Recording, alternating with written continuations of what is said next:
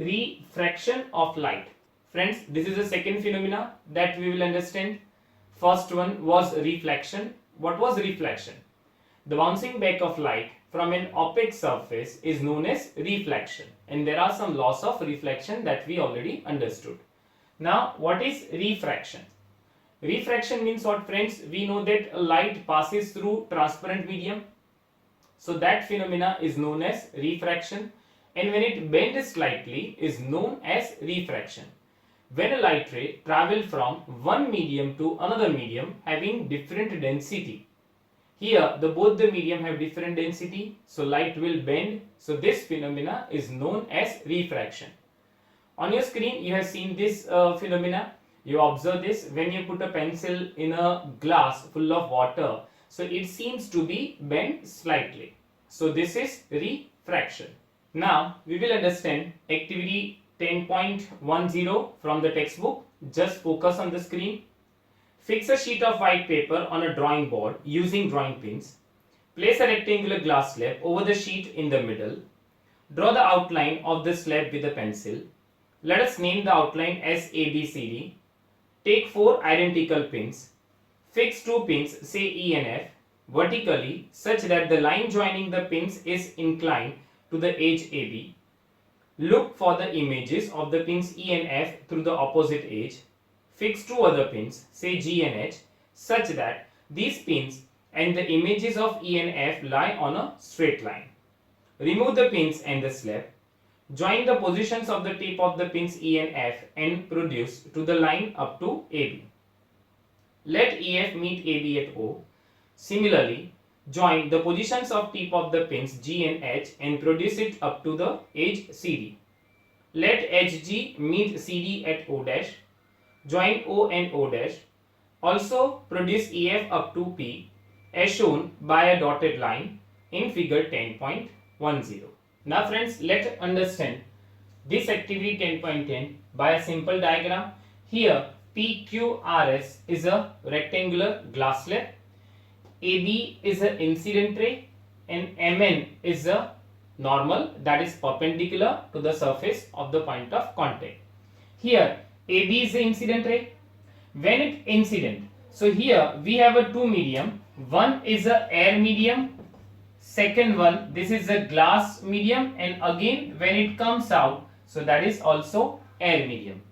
We can say that air is a rarer medium and glass is a denser medium. So when light ray passes from rarer medium to denser medium, it will bend slightly. So this ray BC is a bent ray, and that is the refracted ray. Friends, here reflection and refraction, these are two different words. Here BC is a refracted ray. Again when it comes from glass to air, so again it will move away from the normal. Here you can say that M dash N dash is a normal. This is angle of incidence 1, this is angle of reflection 1, this is angle of incidence 2, and angle of reflection 2, that is also known as angle of emergence. So this is the refraction of light by a rectangular glass slab. Friends, here you can see that this is the incident ray. If there is no glass slab, so this incident ray will move without the deviation. That means there is no bending in the light ray. So you can see that emergent ray and the incident ray are parallel. This distance is always remain same, that is they are parallel. So this is known as lateral displacement, or also known as lateral shift. So this is the refraction of light ray by a rectangular glass slab. Here friends, we can say that when light ray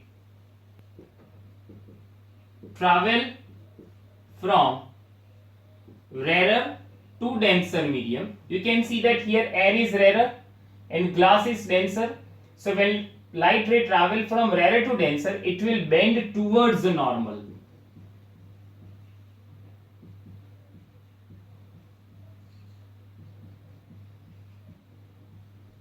And when when light ray travel from denser to rarer. Here you can say that this is denser to rarer.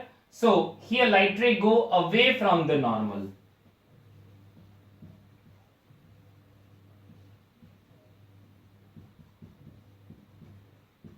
So here you need to remember these two lines.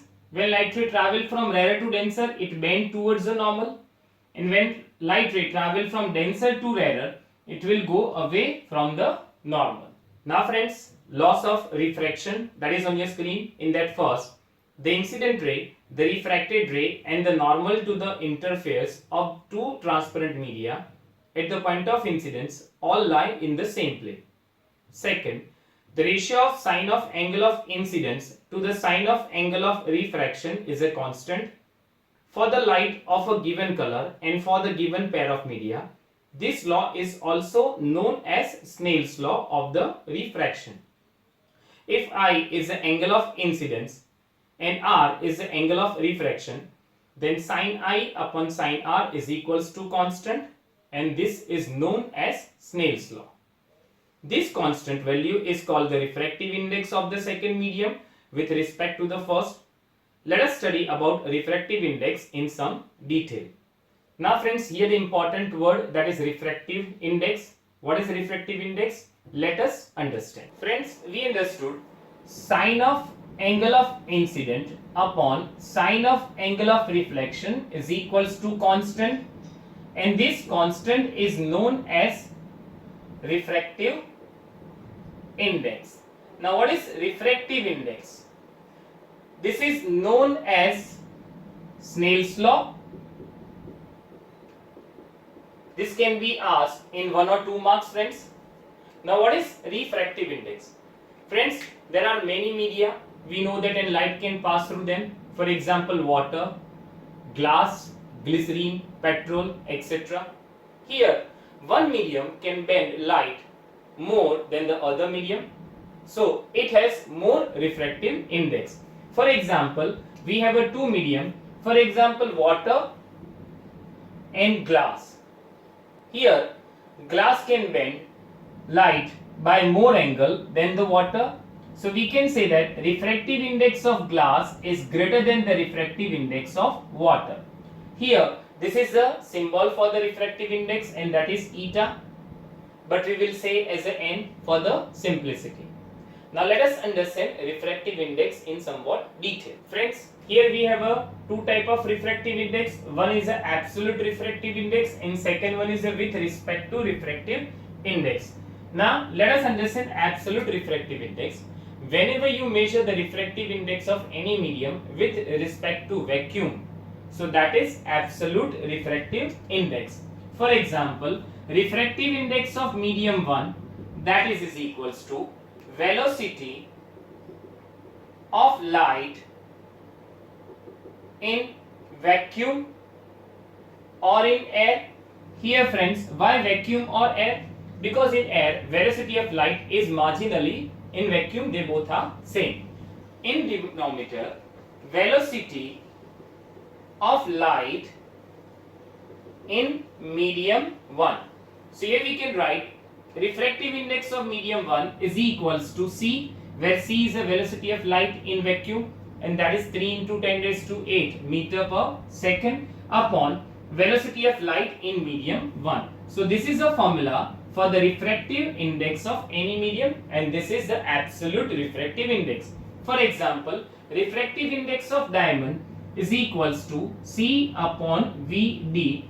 It means refractive index of diamond is equals to velocity of light in vacuum, in the denominator velocity of light in diamond.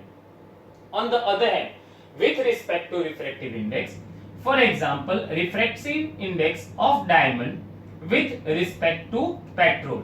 Here D stands for diamond and P stands for petrol. So we need to find the refractive index of diamond with respect to petrol, so that we can write is equals to refractive index of diamond upon refractive index of petrol. So this is a formula for refractive index of diamond with respect to petrol. Here ND, that we can write C upon VD, that is a absolute refractive index of diamond. Formula for refractive index of petrol, that is C upon Vp. Here Cc cancel and we get Vp upon Vd. So we have a two formula, refractive index of diamond with respect to petrol, that is Nd upon Np or Vp upon Vd. Friends, whenever the absolute refractive index are given, so you need to write Nd upon Np, and when velocity of light in these two different medium are given, at that time Vp upon Vd. So this is the formula for refractive index. Friends, there are few numerical on the base of refractive index. Let us understand numerical 1. If velocity of light in medium x is 2 into 10 raised to 8 meter per second, then find the refractive index of medium x. Here, refractive index of medium x is equals to C upon Vx. So here, Nx, that is refractive index of x, C, that is velocity of light in vacuum, and Vx, that is velocity of light in medium x. Here C, we know that is 3 into 10 raised to 8 upon Vx is given that 2 into 10 raised to 8. This 2 cancel, 3 upon 2 is 1.5. So here the refractive index of medium x is 1.5. Friends, refractive index, it does not have any unit. Why? Because this is a ratio of two same physical quantity. So this is a numerical of how to find refractive index of any medium if velocity of light in that medium is given. Here friends, now numerical 2. If refractive index of medium x and y are respectively 1.6 and 2.8, then find the refractive index of medium y with respect to medium x. Here we need to find refractive index of medium y with respect to x, and here the absolute refractive index of both the medium x and y are given. So we can write the formula for Nyx is equals to Ny upon Nx, and that is equals to Ny is given that 2.8, Nx is given that 1.6. So that is 28 upon 16, that is 7 upon 4. So this is a refractive index of medium y with respect to medium x. Now friends, next topic, that is refraction by spherical lenses. Friends, we understood the reflection by the mirrors. Now it is case of refraction, that is spherical lenses. In your textbook there are two type of spherical lenses are given. The one is a concave lens. You can say that at the edge it is thin and at the middle it is bulky. This is also known as converging lens. Why converging lens? Because it converges all the light rays at a focus after refraction. Second is a concave lens. You can see at the edge it is bulky, but from the middle it is thin. So this is concave lens and it is known as diverging lens. Why diverging lens? Because it diverges all the light rays after refraction. Now friends, some terms important in spherical lenses I will explain by the use of convex lens, and these are true for all type of lenses. Here O, that is the center of lens, that is known as optical center.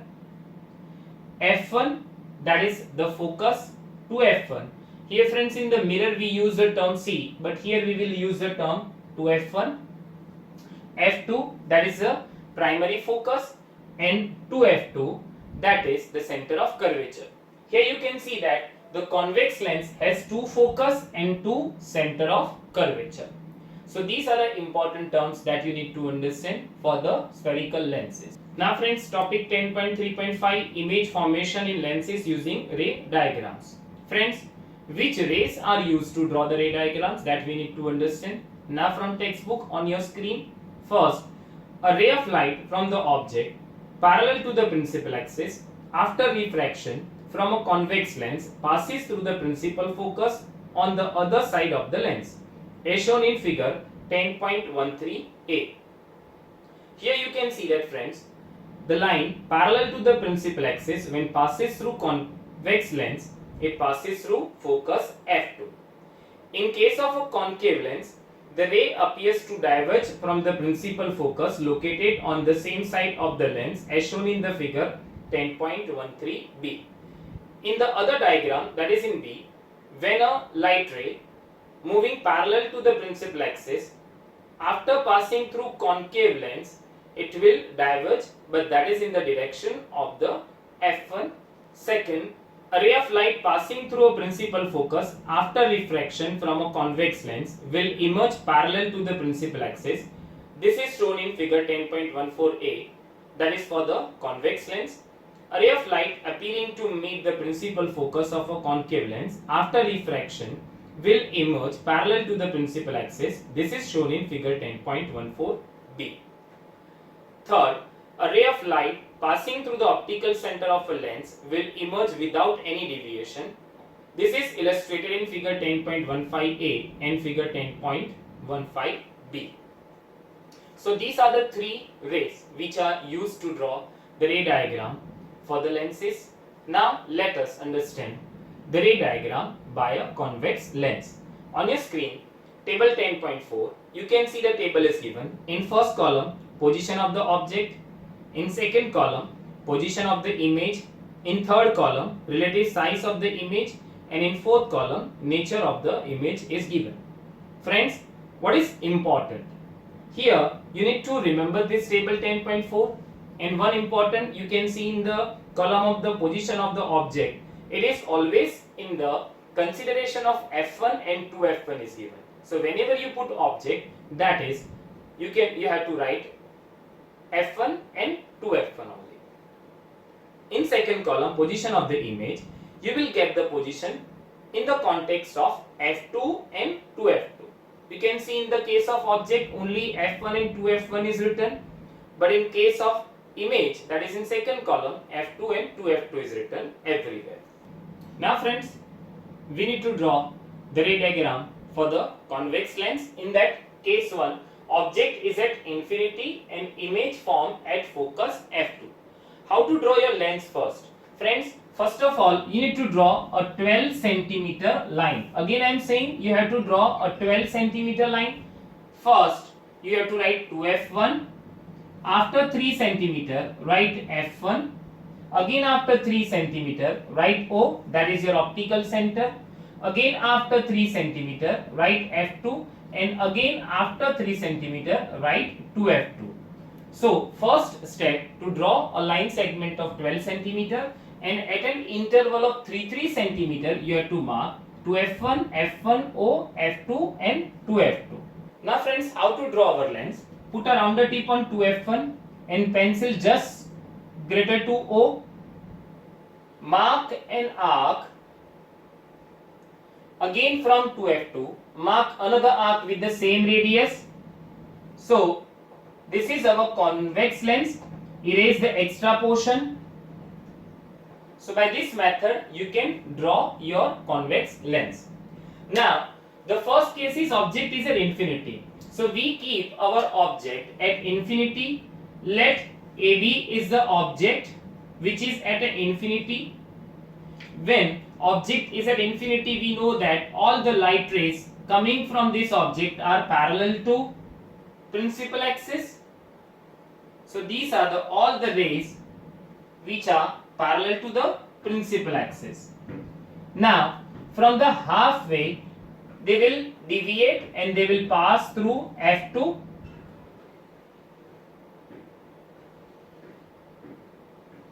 So this is the ray diagram for case 1. Friends, here important to show the direction of light rays. So this is the direction of light rays.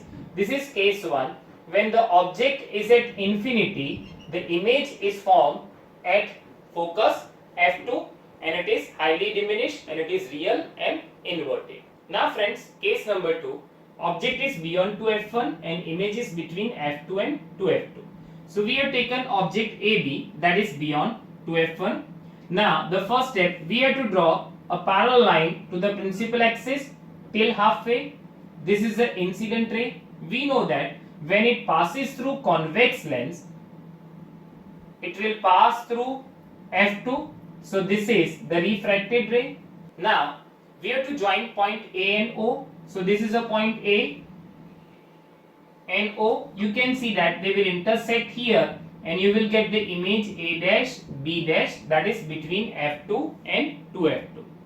Here the image is diminished, real and inverted. So this is case number 2. Friends, by the same method you can draw all the cases which are given in textbook. Case number 3 on your screen. Here the object is kept at 2F1. You can see that the image is obtained at 2F2, that is real and inverted and of the same size.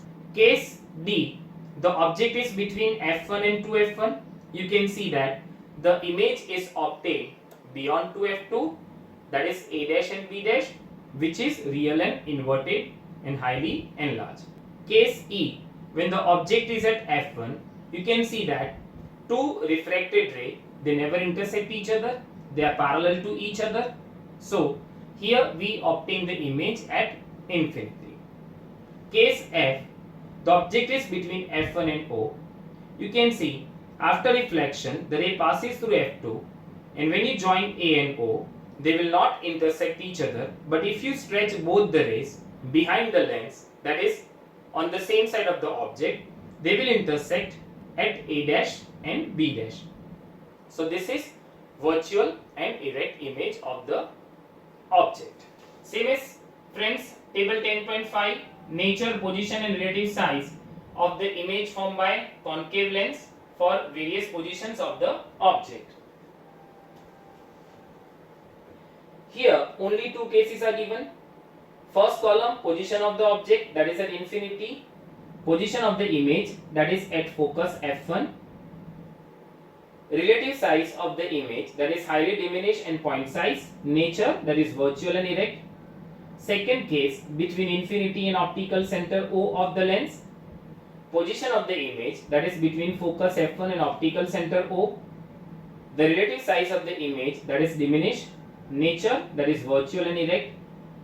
Now you can see on your screen both the diagrams of a refraction by concave lens. Now friends, lens formula and magnification, which is very important for the numerical. Here the lens formula, that is 1 upon f is equals to 1 upon v minus 1 upon u. So this is a lens formula that you need to memorize so you can do the numerical properly. Now magnification for the lenses. Magnification M, that is the ratio of image height to the object height, or the second formula for the magnification is equals to V upon U. Friends, we already understood magnification in spherical mirrors. What is the difference? Here this formula will remain the same. They both have H dash upon H. But in this one, in mirror, it was magnification is negative V upon U. But here in lenses, magnification is positive V upon U. So this is the lens formula as well as magnification of spherical lenses. Now friends, important part, numerical for lenses. In that one, textbook example 10.3 on your screen. A concave lens has focal length of 15 cm.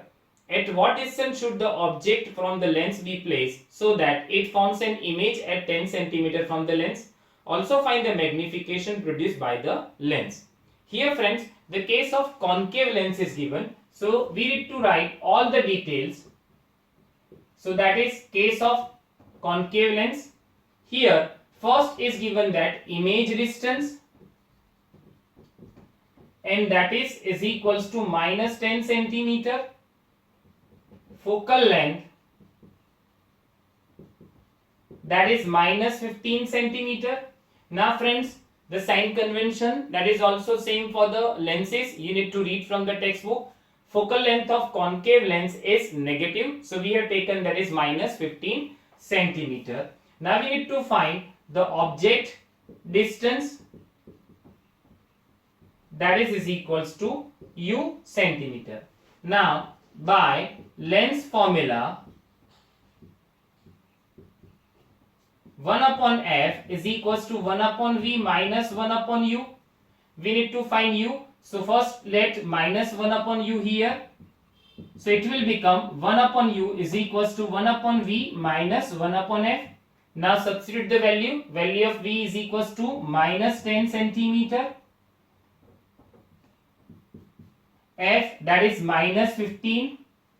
If you simplify, so that will become minus 1 upon 10 plus 1 upon 15. So here the 30 is the LCM, minus 3 plus 2, so that is minus 1 upon 30. So this is the value of 1 upon u, so u is equals to minus 30 centimeter. Now we need to find the magnification. Magnification m is equals to v upon u. The value of v is given that minus 10 and u we got minus 30. So minus 10 upon minus 30, that is magnification is 1 upon 3, that is 0.33. So here friends, we got the answer. The object distance from the lens is 30 centimeter and the magnification is 0.33. Here the magnification is positive, so we can say that virtual and erect image of object is formed. Now friends, example 10.4 on your screen. A 2 cm tall object is placed perpendicular to the principal axis of a convex lens of focal length 10 cm. The distance of the object from the lens is 15 cm. Find the nature, position and size of the image. Also find its magnification. So here the case of convex lens is given. First of all, the height of the object h is given that 2 centimeter. Focal length f is equals to 10 centimeter. Here focal length is positive because in convex lens the focal length is positive. Object distance, that is u, is given that minus 15 centimeter.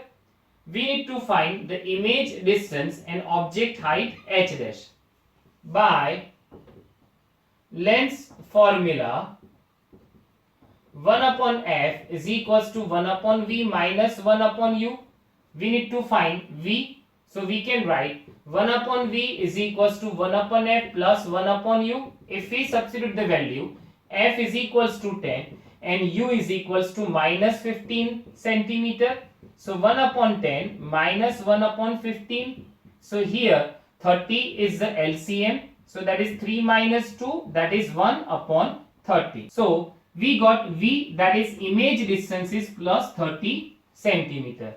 Now we find the magnification m is equals to v upon u. V is equals to 30 and u is equals to minus 15. So magnification we got as a minus 2. Friends, here it is minus, so that's why we get the real and inverted image.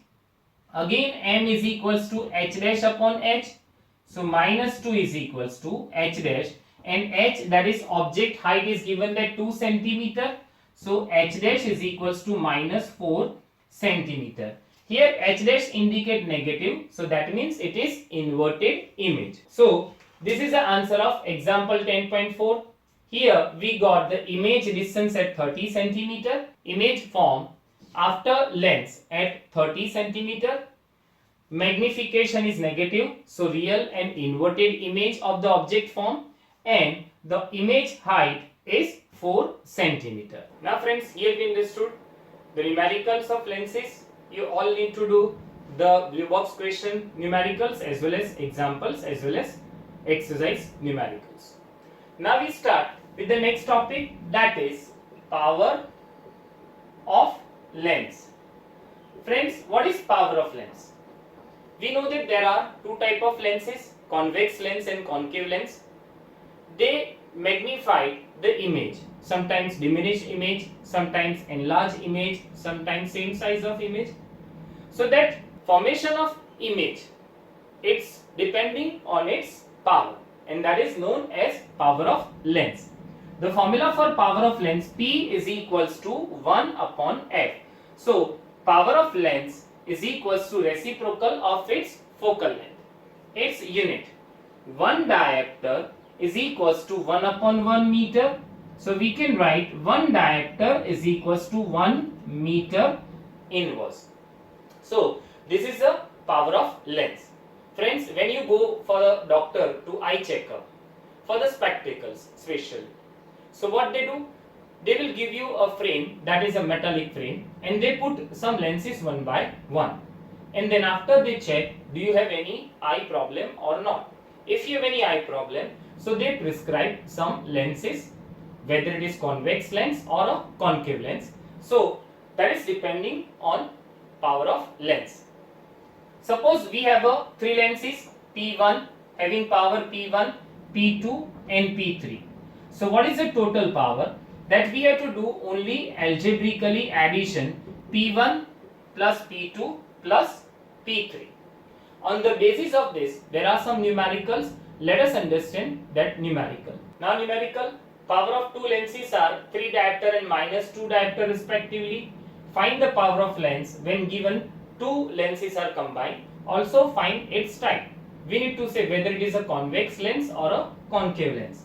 Here, the value of P1 is given that 3 diopter, P2 is equals to minus 2 diopter.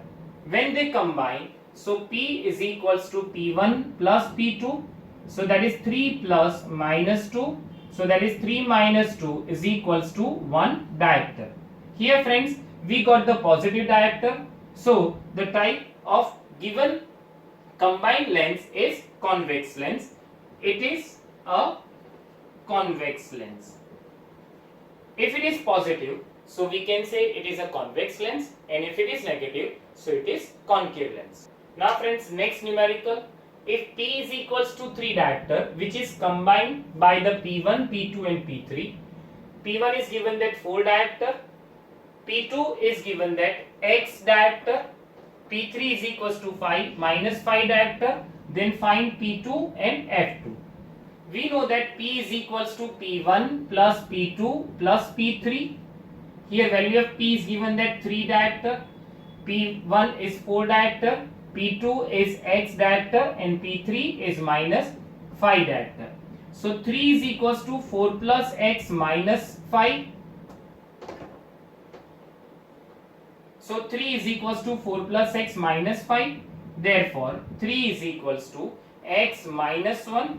Therefore X is equals to 3 plus 1 is equals to 4 diopter. So here we got X is equals to 4 diopter. So P2 is equals to 4 diopter. Now we have to find F2. We know that P2 is equals to 1 upon F2. Power of lens is reciprocal of its focal length. Therefore 4 is equals to 1 upon F2. Therefore F2 is equals to 1 by 4, which is equals to 0.25 meter. So this is the answer of this question. Now friends, we have done all the parts of this chapter. You all need to read the textbook thoroughly, do all the blue box question and its exercise, and if you have any doubt, then you can ask me on my WhatsApp number, which is given over here, that is 9016487991. Thank you.